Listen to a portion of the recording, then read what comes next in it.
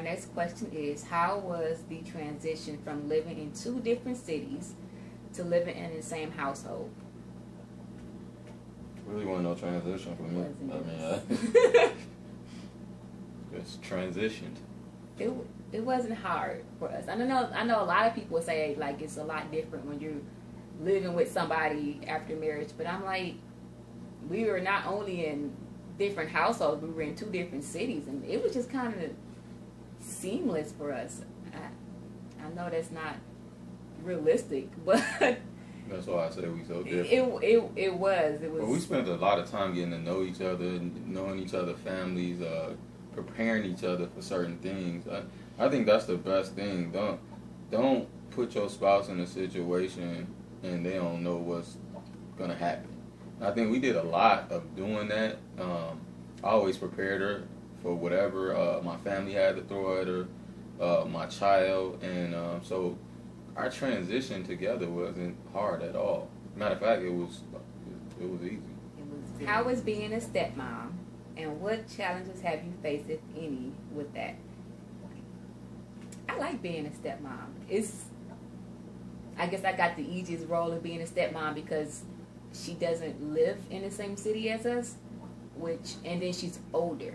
So my stepdaughter is 17 years old, so it's easier to kind of rationalize and have a conversation with a teenager than it is, someone who's probably 8 or 7 trying to figure out who is this new woman, that's going to be around in my life. So it's been fun. She and I get along well. We talk often, and I don't step into that role trying to be her mom. She's 17 years old. She's been raised by her mom. I don't need to step in and try to raise her. So that's not the role I take. That's not the approach I take.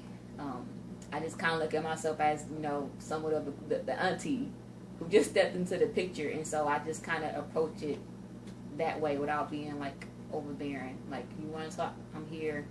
And vice versa. And it works well for us. So I think also that my relationship with her mom and her is different. I mean, not different. Me and her mom has a great understanding. There's no drama there. We communicate well. So, it wasn't like she was coming into a situation where me and the mom beefed out and her mom going to trip with Dia. It wasn't nothing like that. So we all got to understand it. And I think that made it a lot easier.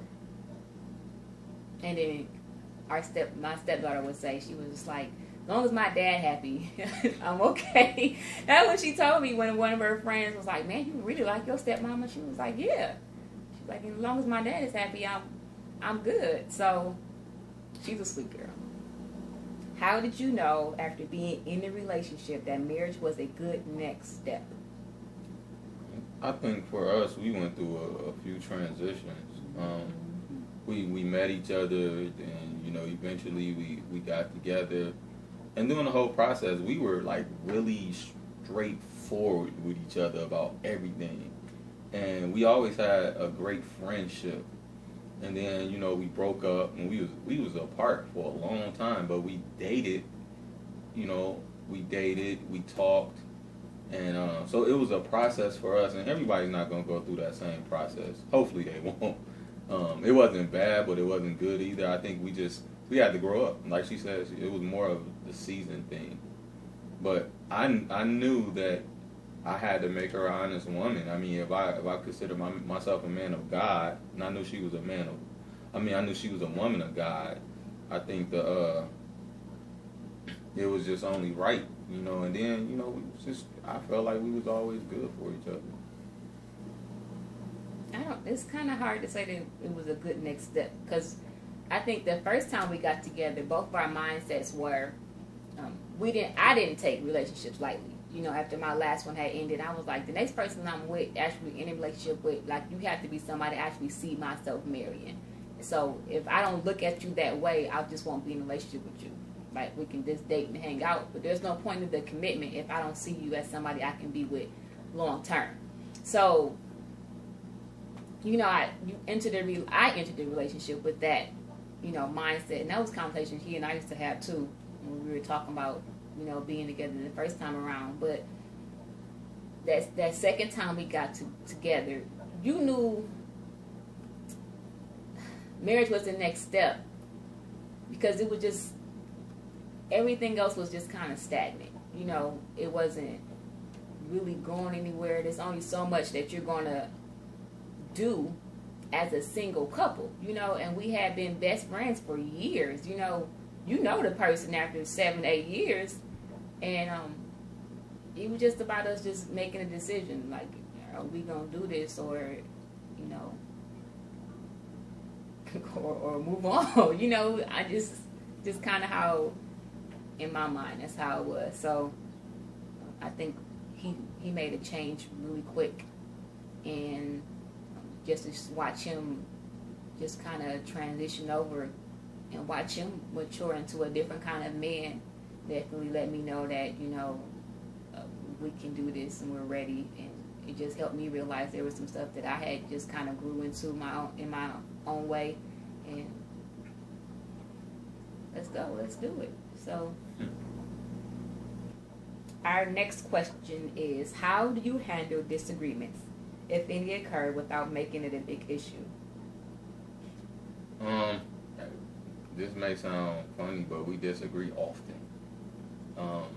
Even though we have the same morals and standards, the one thing that I always admired about Dia, and she said this to me when I first met her, just because I disagree with you don't mean I don't love you. We both are very strong-minded people. We both are very educated. We like the research. We both, you got to prove everything to each other, so sometimes it's just like, okay, and then sometimes it's like, okay, prove it to me. So we disagree often. It's not I don't remember us really arguing, because we rarely argue. We have a strong debate about like what we believe or what we talking about, but it's not like come to blows, I ain't talking to you no more, or nothing like that. It's prove it to me. If you can, fine. If you can't, almost like shut up. So move on from that situation. And the one thing I say to people, don't get caught up in that specific, don't let that specific topic like change the way you treat each other. And it might do it for about a few minutes, but after that, move on. So that's my answer. I think what make disagreements big issues is when the people involved or somebody involved doesn't want to be humble and understand that other person's point of view. So it's been from like my experience, and when you take and it also depends on how you approach that person too, because sometimes the approach can make a situation so much bigger than what it is. So you always want to make sure you're approaching somebody respectfully. Be mindful of your tone and your word choice, because that alone can make somebody extremely defensive. And sometimes you can come and talk to them the way that you should, and they'll still be defensive. So, but you don't want to make it so that it's on you. That you started off the offense trying to resolve something. And yeah, I think people just have to be humble. We have to remember to be humble, and you want to listen to understand, and we want to make sure that we're empathetic to the other person's point of view. And I think sometimes we listen in an attempt to defend ourselves versus listening to understand where that person is coming from, and then work to resolve the situation. People want to say, well, I got out what I got to say, and want to go on about their business. I'm like, that's not healthy. If we don't have a resolution on what we do with this situation, and then come up with a game plan on what to do the next time this comes up, you're going to always have that issue. So, I would definitely say listen to understand, be mindful of your tone and how you approach that person. And then you want to make sure you guys are both putting forth the effort to resolve the situation. Because just getting it all out there does not fix anything. It may make one person feel better, but the other person is still going to be hurt. So, work for a resolution together that you both are going to be happy with. So, question is, how have you adjusted to move into a new city away from friends and family? That has been interesting. In the beginning, it wasn't that bad, because you're on this high, because you're married and, you know, just looking forward to just being up under my husband all day, every day. And then, you know, his life picks up at a certain time of the year when it comes to his training and what he does. So that whole just sitting up under my husband just wasn't, you know, a reality anymore. And then you kind of, things happen and you kind of come off the high, you know, and the romance kind of changes, which is what life is going to be like, what marriage life is going to be like. And so romance will be, you know, up and down. It's, I don't want to say it's challenging, but it is, because I'm used to being very involved and very active and having things to do. And, you know, I have to always be mindful of my husband's time because he's busy all throughout the week. And on the weekends, he sets that day aside. He doesn't do any training, and that's his day for he and I to hang out. You know what I'm saying? And so I'm always mindful and conscious of, you know, his needs and his wants,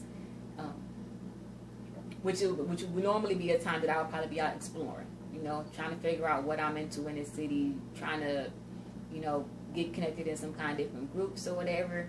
So it's been give and take, you know what I'm saying? So at times I miss my family, and most of the time I'm okay. So it hasn't been a big deal because I love my husband. I love being married to him. So, but it's still a transition I'm still adjusting to.